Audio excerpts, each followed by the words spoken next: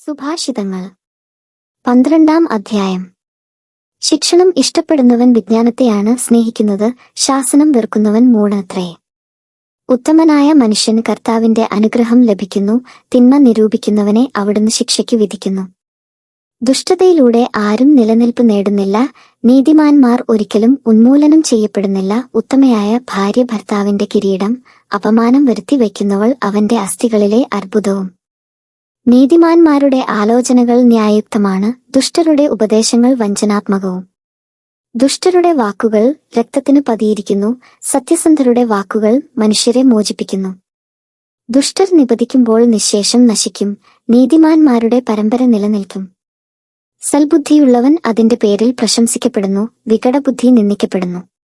ആഹാരത്തിന് വകയില്ലാതിരിക്കെ വൻപു നടിക്കുന്നവനേക്കാൾ ശ്രേഷ്ഠൻ അധ്വാനിച്ച് എളിയ നിലയിൽ കഴിയുന്നവനാണ്.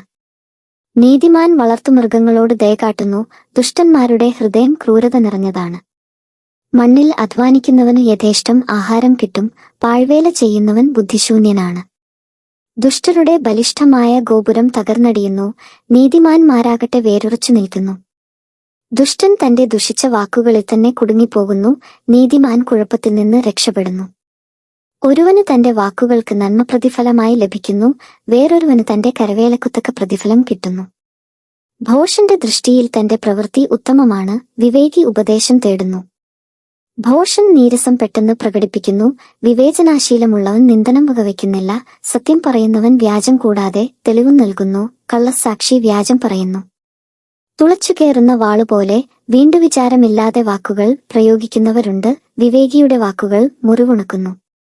സത്യസന്ധമായ വാക്ക് എന്നേക്കും നിലനിൽക്കുന്നു, വ്യാജമായ വാക്ക് ക്ഷണികമാണ്.